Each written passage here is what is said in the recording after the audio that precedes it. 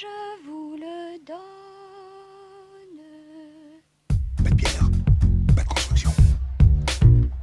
Pas de construction, pas de palais. Pas de palais, pas de palais. Ah, attendez, je vous rends vos souliers parce que j'ai peur de vous les agrandir. Ah, mais vous me les abîmez, dites donc. Vous me dites, l'autre folle va rappliquer, l'autre folle va rappliquer. Moi, je vois arriver une femme, je me dis, c'est elle, c'est la folle. De qui il parle là? Merci la gueuse. Tu es un laidron mais tu es bien bonne. T'as pas vu ton pif, Quand tu te mouches, t'as pas l'impression de serrer la main à pote? Là, je n'en peux plus. Je suis en bout du rouleau. J'ai envie de rentrer, me foutre mes enfants et terminer mon soir. Alien Romulus, un film de Fede Alvarez, cinéaste uruguayen, derrière les films Evil Dead et Don't Breathe, respectivement sortis en 2013 et 2016. Au casting de cet Alien Romulus, Kylie Spaeny, vu très récemment dans le Priscilla de Sofia Coppola en 2023, mais aussi cette année en 2024 dans Civil War de Alex Garland, je vous en avais parlé. On la retrouvera également dans le prochain opus de À couteau tiré de Rian Johnson en 2025 sur Netflix.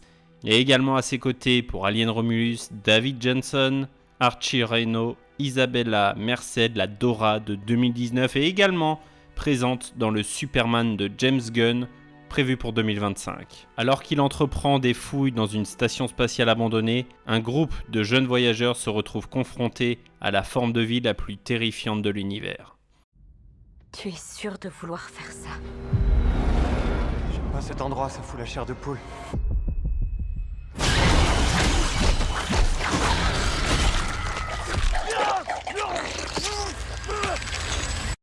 Courez.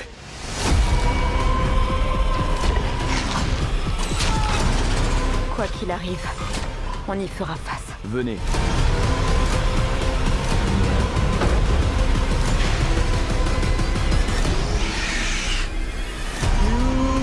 Collision prévue dans 5, 4, 3, 2, 1.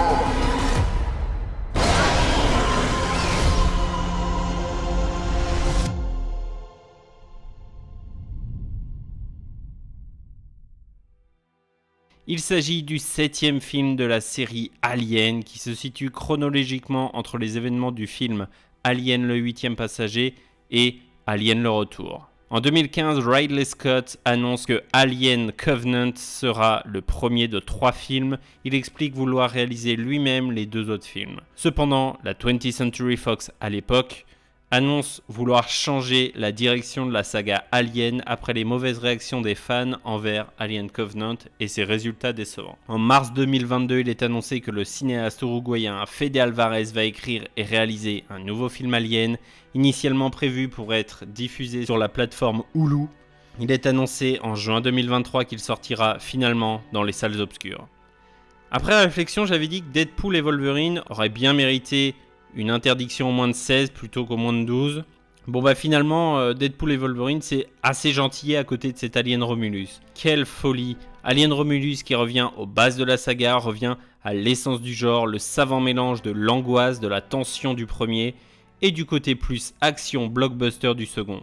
Le budget et la technologie sont là, ce qui permet tout de même de faire apparaître assez rapidement, pas mal de fois et en gros plan les différentes créatures. Fede Alvarez l'a dit, pour lui le cinéma c'est bosser sur du concret, du réel, minimiser les fonds verts et les CGI pour prioriser les animatronics. Et donc pour le tournage, de réels facehuggers étaient télécommandés pour les scènes que l'on voit dans le premier trailer, mais également un vrai xénomorphe a été mis sur pied, de quoi se taper de belles crises d'angoisse sur le tournage. Fede Alvarez ressuscite la saga Alien avec panache, vigueur et ambition. Un film horrifique sous haute tension. Le rythme ne va que se tendre jusqu'à son apogée sans jamais baisser en intensité, jusqu'à la toute fin. Quand il n'y en a plus, et bien ça recommence. Une expérience encore plus viscérale, plus oppressante que les 2 premiers volets évoqués. La mise en scène n'est pas en reste, la beauté de certains plans, l'architecture du vaisseau, la construction des personnages, la relation des androïdes entre Ash et Andy.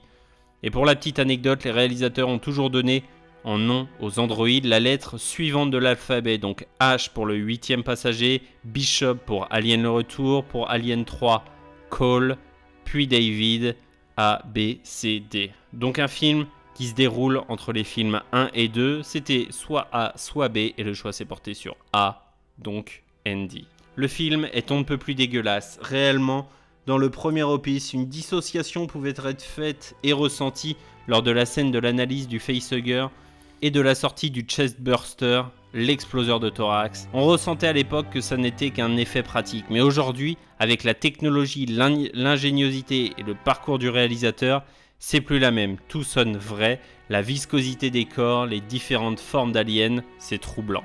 Plus viscéral, plus gore, très prenant, Alien Romulus cartonne au box-office international et français.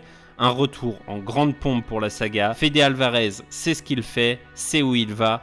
Il l'a dit en interview, il a déjà des idées pour poursuivre l'aventure, ainsi que relancer Alien vs Predator. Après le succès mérité de Prey sorti en France sur Disney+, tous les voyants sont au vert et les studios n'ont plus qu'à écouter ce qu'a Fede Alvarez a proposé pour la suite. Soyez sages et voyez des films.